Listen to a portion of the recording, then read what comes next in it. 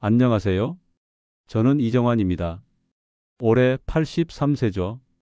여러분은 83세 의사라고 하면 어떤 모습이 떠오르시나요? 53년째 성북구에서 작은 의원을 운영하고 있습니다. 지금도 하루에 30명씩 환자를 봅니다. 아침 6시에 일어나서 병원 문을 열죠. 그런데 여러분 믿으시겠습니까? 저도 67세에 당뇨 진단을 받았습니다. 공복 혈당이 180이었어요.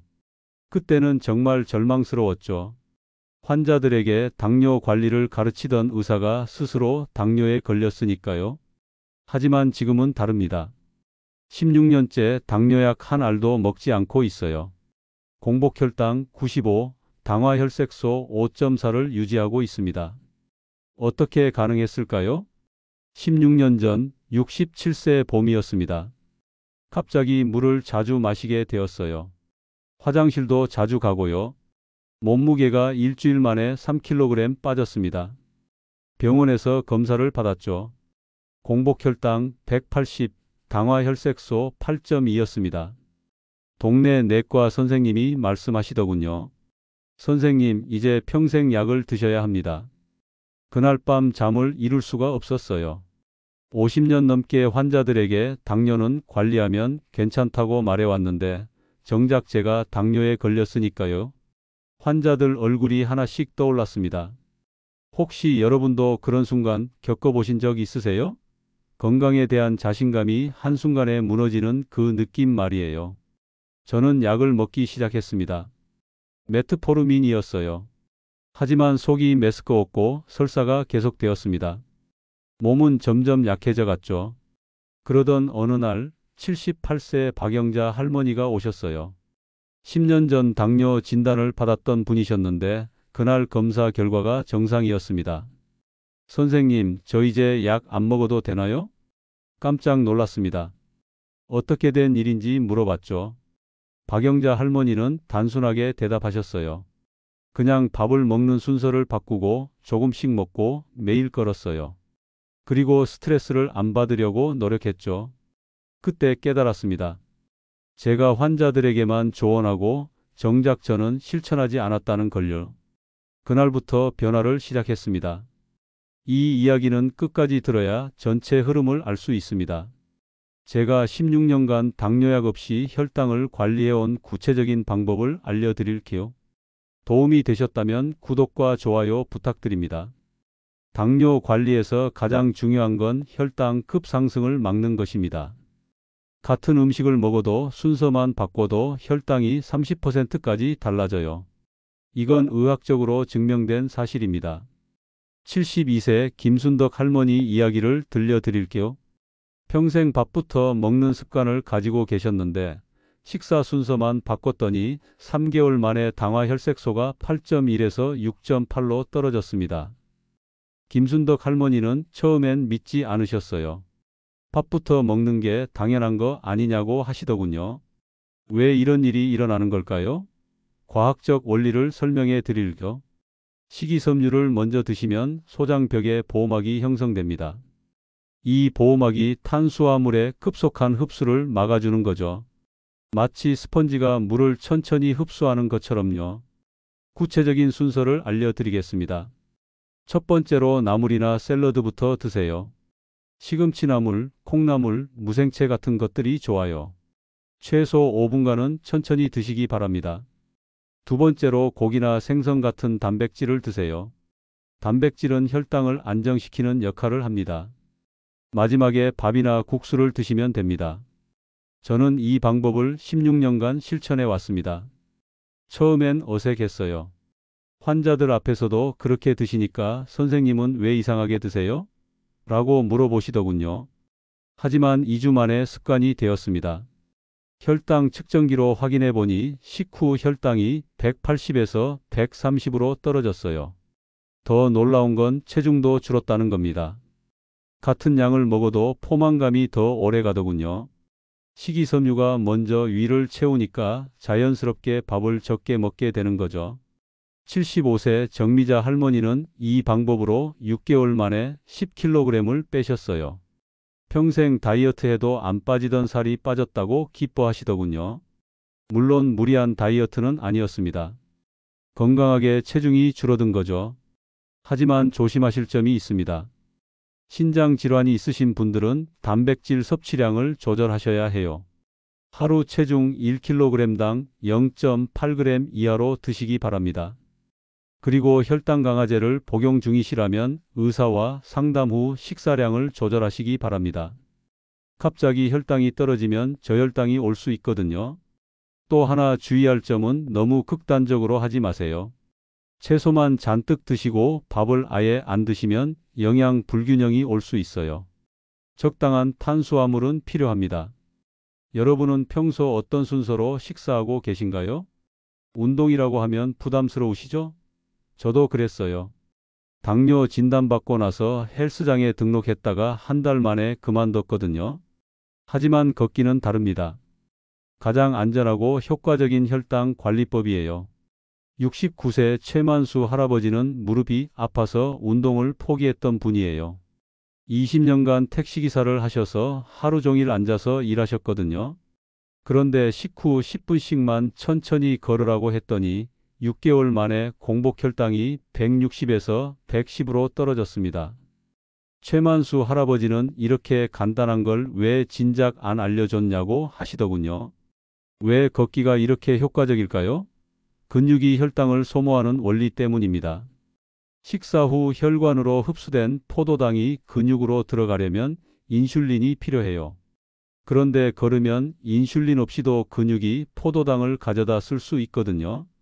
마치 문을 열어주는 열쇠가 2개 있는 셈이죠. 비결은 식후 30분 이내에 걷는 것입니다. 이때가 혈당이 가장 많이 올라가는 시점이거든요. 하루 3번 각각 10분씩이면 충분합니다. 빠르게 걸 필요도 없어요. 대화할 수 있을 정도의 속도면 됩니다. 저는 매 식사 후 병원 주변을 한 바퀴 돕니다. 환자들과 인사도 나누고 계절 변화도 느끼죠. 봄에는 벚꽃을, 가을에는 단풍을 보면서 걷습니다. 걷기가 운동이 아니라 일상이 되었어요. 지금도 하루 평균 8,000보를 걷고 있습니다. 77세 한복순 할머니는 처음엔 10분도 힘들다고 하셨어요. 그래서 5분부터 시작하라고 했죠. 일주일 후엔 7분, 그 다음 주엔 10분으로 늘려갔습니다. 지금은 30분씩 걸으세요. 걷기가 이렇게 재미있는 줄 몰랐다고 하시더군요. 걷기의 또 다른 장점은 스트레스 해소예요. 걸으면서 복잡한 생각들이 정리됩니다. 특히 자연 속에서 걸으면 마음이 평화로워져요. 스트레스 호르몬이 줄어들면서 혈당도 안정되는 거죠. 집 안에서도 걸을 수 있어요. 비 오는 날에는 거실을 왔다 갔다 하세요. 아파트 복도를 걷는 것도 좋은 방법입니다. 중요한 건 꾸준히 하는 거예요. 다만 주의하실 점이 있어요.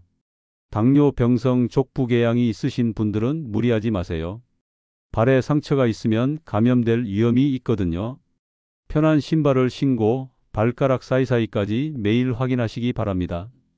그리고 혈당이 300 이상일 때는 걷기보다 혈당부터 조절하세요. 너무 높은 혈당 상태에서 운동하면 오히려 혈당이 더 올라갈 수 있어요. 심장질환이 있으시다면 의사와 상담 후 운동 강도를 정하시기 바랍니다. 혹시 여러분은 식후에 주로 뭘 하고 계신가요? 스트레스는 혈당의 숨은 적입니다. 스트레스 호르몬인 코르티솔이 혈당을 올리거든요. 많은 분들이 놓치는 부분이에요. 아무리 식단 관리를 잘하고 운동을 해도 스트레스가 심하면 혈당이 조절되지 않아요.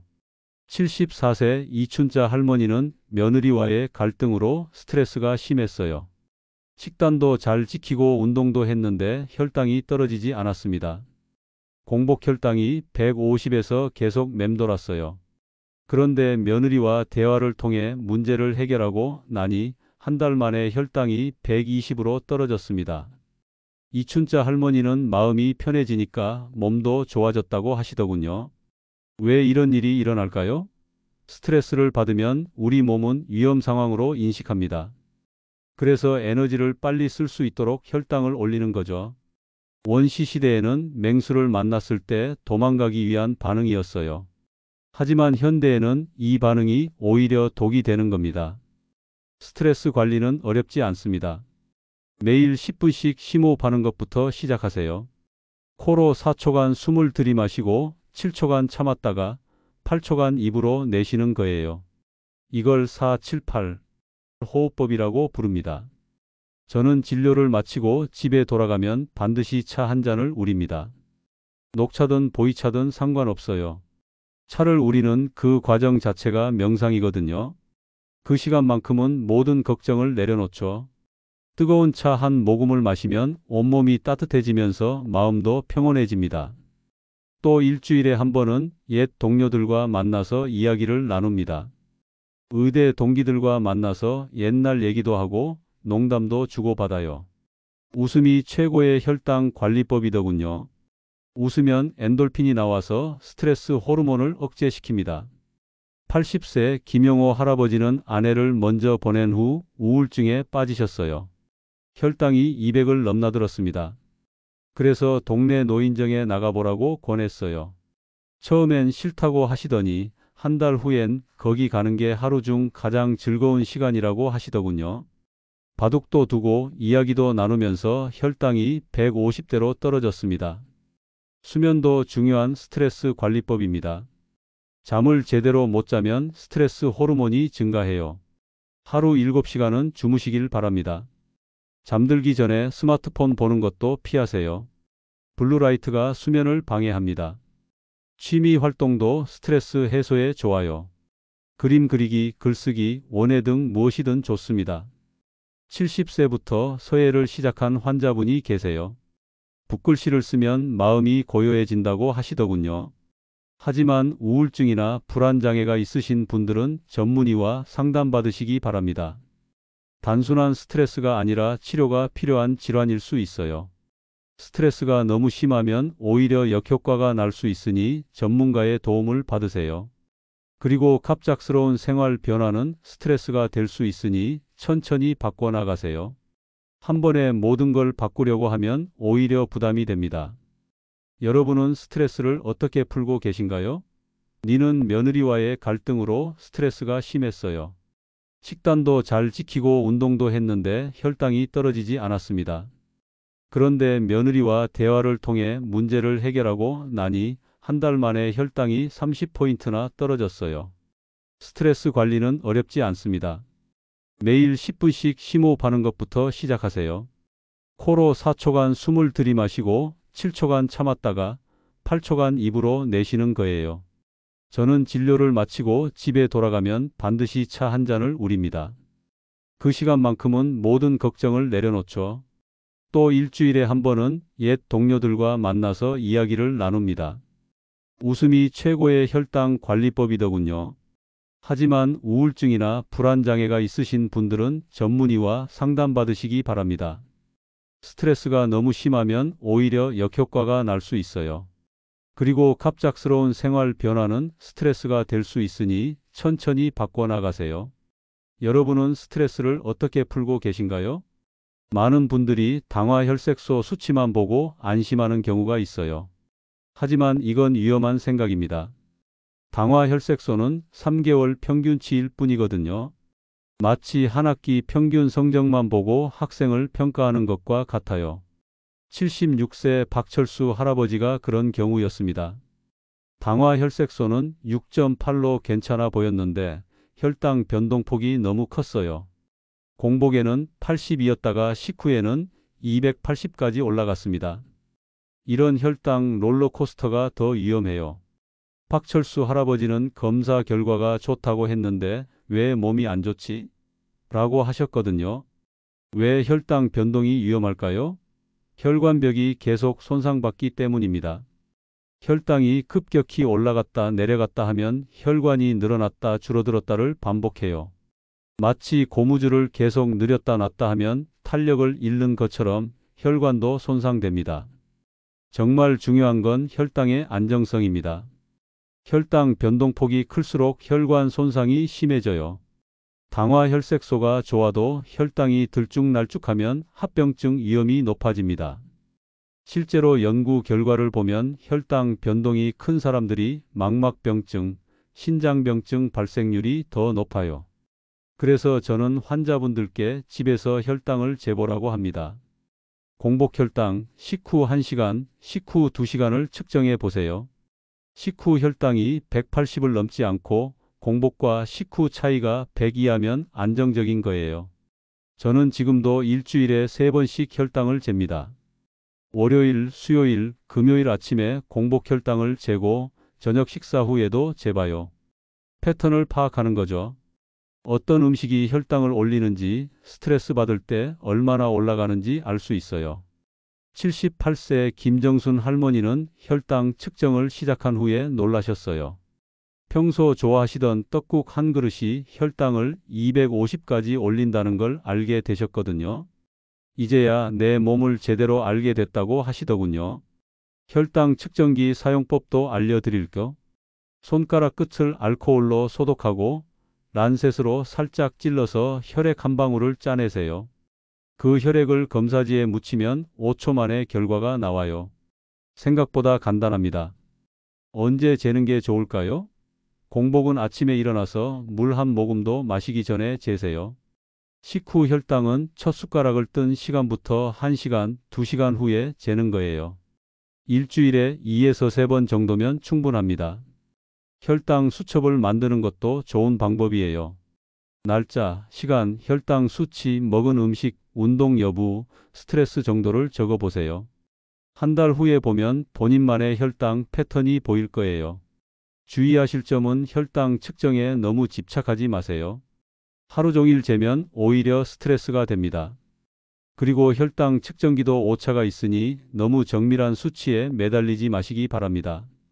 같은 혈액으로 연속해서 재도 5에서 10 정도 차이 날 수 있어요. 빈혈이 있으시면 당화혈색소가 부정확할 수 있으니 의사와 상담하세요. 적혈구 수명이 짧아지면 당화혈색소가 실제보다 낮게 나올 수 있거든요. 또 신장 질환이나 간 질환이 있으신 분들도 주의하시기 바랍니다. 많은 분들이 당뇨약은 평생 먹어야 한다고 생각하세요. 저도 처음엔 그랬어요. 하지만 16년간 약 없이 지내면서 깨달았습니다. 내 몸의 주도권을 되찾는 건 생각보다 어렵지 않다는 걸요. 71세 조명희 할머니는 15년간 당뇨약을 드셨어요. 하루에 3번 빠뜨리지 않고 드셨죠. 그런데 약을 먹어도 혈당이 불안정했습니다.